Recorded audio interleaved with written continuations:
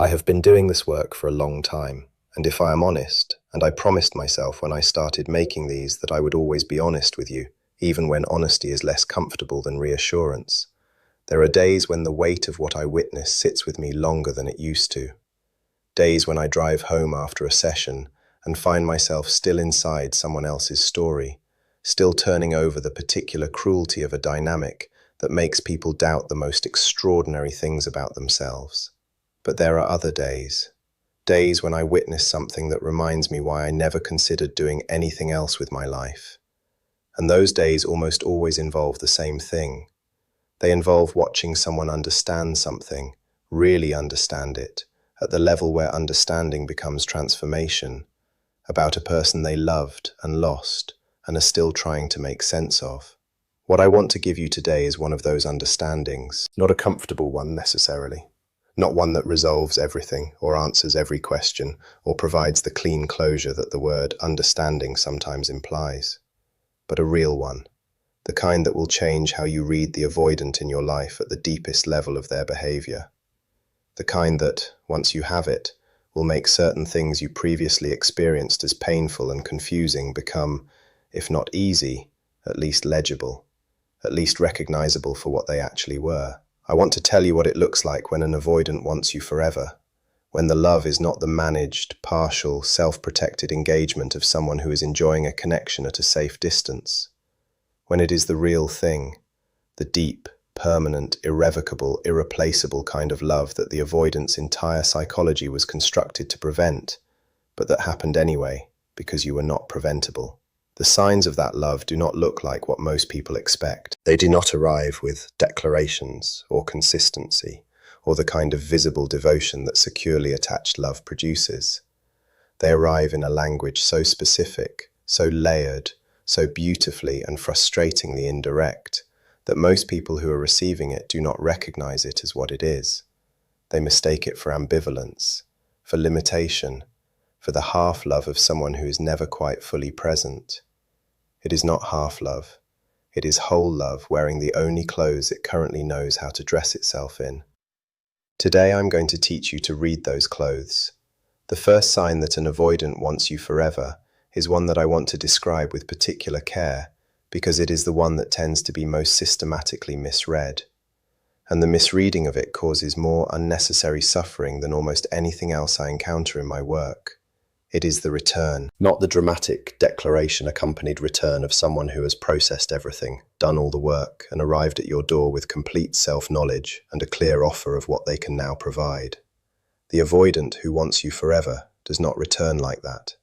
They return in smaller, quieter, more deniable ways. They return in a message that seems casual, but arrives after a silence long enough that casual is not the honest description of what sent it.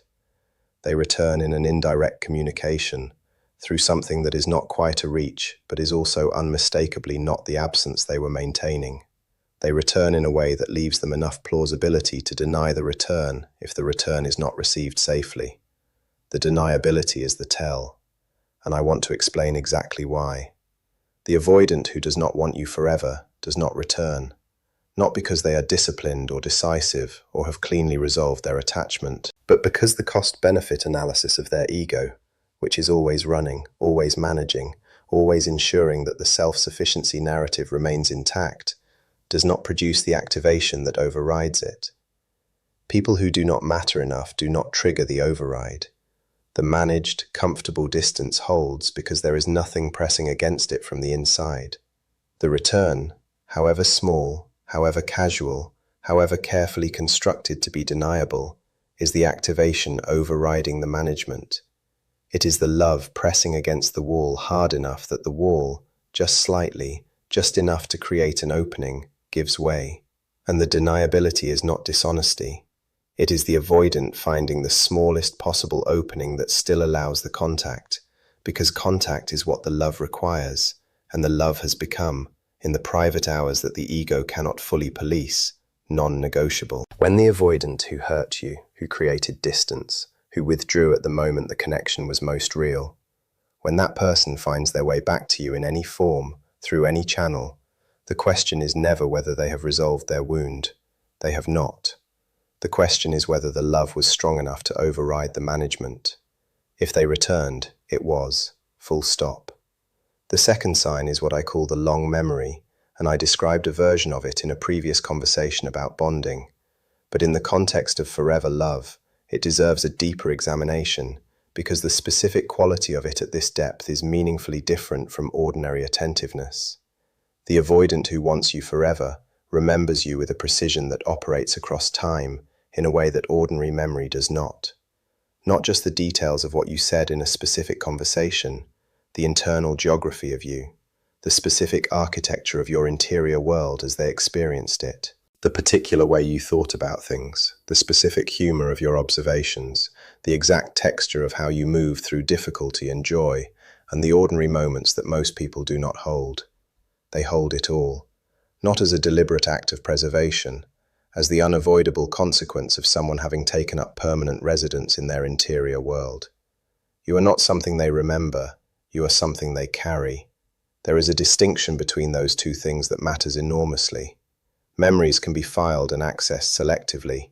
What is carried is present always, in the background of quieter moments, surfacing into the foreground when the ego's management is less than total, informing the texture of the avoidance experience in ways they are not always able to locate or articulate, but that are consistently, undeniably there. When the avoidant references something about you that you had forgotten, something from months or years ago, something that required a quality of attention so sustained and so specific that the reference itself constitutes a kind of confession, what they are revealing is the permanent residency, the fact that you are not a chapter they finished, you are a room they never left.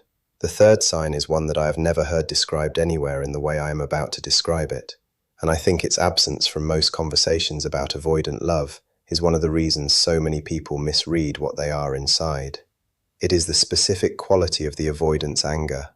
Not all avoidant anger is a sign of forever love. I want to be precise about this, because I am not suggesting that being treated with anger is a sign of being loved.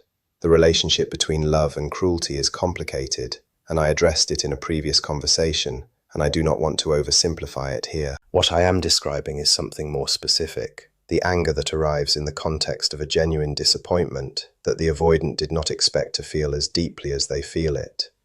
This anger is different from the defensive coldness that the avoidant deploys as a general distancing mechanism. It is different from the irritability that arrives when the avoidant's space feels threatened. It is a specific, disproportionate, clearly excessive emotional response to something relatively minor. And the disproportionality is the signal. When something you do, or something you do not do, or something that happens between you that carries no particular weight from your perspective, produces a response in the avoidant that seems dramatically out of proportion to its apparent significance, what you are often witnessing is the surface expression of an underground depth of investment that the avoidant did not consent to having and does not yet know how to carry honestly. The anger is telling you that you have the capacity to disappoint them, and the capacity to be disappointed, genuinely, significantly, disproportionately disappointed, is only available to someone who invested in a specific outcome. Indifference does not produce disproportionate anger. Only deep, unacknowledged, fiercely defended caring produces disproportionate anger at things that should not matter that much. The avoidant is angry because you matter, more than they wanted, more than their system budgeted for, more than the ego's management can comfortably contain. And the anger, however uncomfortable in the moment, is the love's signature, written in the only ink the avoidant currently has access to. The fourth sign is perhaps the most intimate and the most consistently overlooked. It is what I call the private inclusion. This is distinct from the future reference I described in a previous conversation, though it is related. The private inclusion is the moment when the avoidant shares with you some element of their life, a decision they are making, a difficulty they are navigating, a moment of genuine personal significance. Not because they need your input, and not because the sharing is social convention, but because, at a level they may not be fully conscious of, you have become the person their interior experience is addressed to. Let me explain what I mean by that. Most people have an internal audience, a specific, usually subconsciously selected person to whom their interior monologue is directed when it is not purely reflexive. the person they are talking to in the narrative of their own experience. For many people, this is a parent or a best friend or a partner. It is the person whose imagined response shapes how they process and describe their own life to themselves. When an avoidant shares something with you privately, not in the casual, surface-level way of conversation, but with the specific quality of someone who needed you to know, they are revealing that you have become that internal audience, that the narrative of their experience has become, without their permission, and in many cases without their full awareness, addressed to you. That you are the person they are talking to when they are not talking to anyone. This is one of the most intimate forms of permanent attachment that exists. Because the internal audience is not chosen consciously, it is not assigned through a deliberate decision about who matters most. It is revealed, over time, through the specific texture of what gets shared and with whom. And when the avoidant, whose default is to share as little as possible, to keep the interior life as private and as ungoverned by external relationship as the ego's management permits, begins to offer you the private things, they are confessing something that their ego would never say directly. You are the person they are living their life toward, even when the life they are living does not look like a life that has room for you in it. The fifth sign is related to everything I described in the conversation about what avoidants say when they have bonded, but it operates at a deeper level in the context of forever love, and it is this. The avoidant modifies their behavior for you, not dramatically, not in the obvious, gesture-accompanied way of someone who is consciously trying to become a better partner, in the small, incremental, almost imperceptible ways of someone whose nervous system is slowly, reluctantly, in direct contradiction to its own training, learning to associate your presence with something other than threat. This modification shows up in things that most people miss because they are looking for the large changes, and the large changes are not what happens first. It shows up in the avoidant choosing, in a specific moment where their default would have been to withdraw, not to withdraw. In them staying in a conversation past the point where their system would normally have shut it down. In them doing one specific, small thing differently than they have ever done it. Offering something, sustaining something, showing up in some minimal but genuine way that represents a departure from the pattern. These modifications are not consistent. They will not stay. The pattern will reassert itself. The withdrawal will come back. And if you are watching for evidence of transformation, the inconsistency of these modifications will look like failure, like evidence that nothing is changing, that the hope you invested in the small departure was misplaced. But I want you to understand what the modification actually represents, independent of its consistency. It represents the nervous system testing a new response. It represents the love pressing against the conditioned pattern hard enough to produce, in at least one specific moment, a different output. And the nervous system that has produced one different output has demonstrated the capacity to produce it. That capacity, once demonstrated, is not erased by the subsequent return of the old pattern. It is banked. It is evidence, at the level of neurological reality, that the wiring is not completely fixed. The avoidant who modifies for you, even once, even inconsistently, even in a way that is immediately followed by a return to the familiar pattern, is showing you something about the depth of the love, that it is strong enough, specific enough, permanent enough to produce, even momentarily, a departure from the most deeply conditioned responses they have. That is not nothing. In the context of avoidant psychology, that is extraordinary. The sixth sign is the one that I want to spend the most time on today, because I think it is the most profound and the most frequently unrecognized, and it requires the most careful description to be properly understood. It is the way the avoidant speaks about the future in the context of their own growth, not about the future of the relationship, not with declarations of what they want or intentions they are making, in a much more private, much more revealing way. The avoidant who wants you forever will, at certain moments, speak about their own development, their own desire to be different, to handle things differently, to have a different relationship with their own emotions and their own capacity for intimacy, in a way that is clearly, if never explicitly, addressed to the specific failure of what they were in the context of loving you. This is the avoidant saying, without saying it, I was not enough for what we had, and I know it, and the knowing is changing me, or beginning to change me, or at minimum producing a desire to change that I have never had before in quite this way. The speech will not sound like that. It will be indirect. It will come embedded in conversation about other things, offered with the casualness that is the avoidant's preferred delivery mechanism for their most significant admissions. It will reference therapy or self-reflection or a recognition of something in their patterns that they are trying to work on, without explicitly naming what produced the recognition, without explicitly acknowledging the specific relationship that made the pattern's cost undeniable. But you will hear it.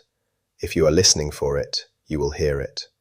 The specific regret that is not named but is present in the motivation, the specific love that is not declared but is present in the direction of the growth, the specific person who is not mentioned but is present in every word of an admission about wanting to be someone different than the person who lost them.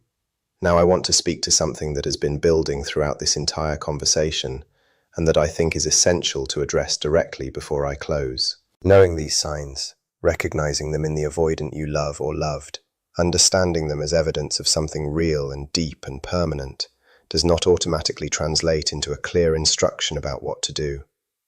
I want to be honest about that, because I think the hope that understanding produces can sometimes generate a pressure toward a specific action, toward reaching out, toward returning, toward rebuilding something that the understanding has made feel worth rebuilding. And I want to offer you something more nuanced than a direction. The avoidant who wants you forever is real. The love I have been describing is real. The signs I have outlined are genuine evidence of a depth of attachment that the avoidant's behavior often systematically contradicts. All of that is true. And also true is this: the avoidance wanting you forever on its own, without the corresponding growth in their capacity to stay inside that wanting, is not a foundation for the relationship you deserve. Love that is permanent in the interior, but unable to sustain itself in the lived reality of daily, consistent, present partnership, is not the love you can build a life around. Not because the love is not real, because the gap between what is felt and what can be delivered is still, without the work, too wide. What the avoidance forever wanting represents is potential. Specifically, the potential for genuine, lasting, fully expressed love, the kind that has fought its way through the wound and arrived on the other side with the capacity to stay. That potential is real. The love that could become that is already present in every sign I have described. The raw material is there in extraordinary abundance. What is not guaranteed is whether the avoidant will choose to do the work that converts the potential into the reality. That choice belongs entirely to them, and making it requires them to want their own healing more than they want the protection of their ego, requires them to face the wound with the honesty and the courage that facing it demands, requires them to become, through sustained and genuine effort, someone whose forever love can find its expression in the daylight, consistently, visibly, in the ordinary moments as well as the extraordinary ones. Let me close with what I most want you to carry from this conversation. Not the list of signs, though I hope those are useful to you. Something deeper. The avoidant who wants you forever is carrying something in their interior that most people never receive. Not because you are the only extraordinary person in the world, but because you are the specific, extraordinary person who reached them at the specific depth that the forever wanting requires. You are the person who made the walls feel, for the first time, or for the deepest time, like a prison rather than a sanctuary. The person whose seeing was so specific and so honest that the constructed self and the real self were no longer quite separable in your presence. The person whose love was real enough and deep enough and specific enough to produce a bond that the avoidant's entire psychological system could not dissolve, even when the system tried. That is what you were to them. That is what you are, still, in the private hours where the ego's management is least complete. You are the person their interior life is addressed to. You are the forever that their forever wanting is shaped around. And whether they find the courage to cross the distance between the interior and the expression, whether the potential becomes the reality, whether the love that is permanent in the underground finds its way to the surface, where you can actually live in it, that is the great unknown at the center of everything I have described today. But this is the known. This is certain. What they feel is real. What you experienced was real. The forever that lives in them, shaped exactly like you, is not something they chose and not something they can unchoose. It is simply there, the way permanent things are, quietly, completely, without requiring acknowledgement to be true. And you, carrying your own wholeness, your own depth, your own hard-won knowledge of what you deserve, you get to decide what you do with the truth of that, not for them, for yourself. The way every significant decision in this story has ultimately, when the dust settled, always been for yourself. That is not selfishness. That is the most honest love there is.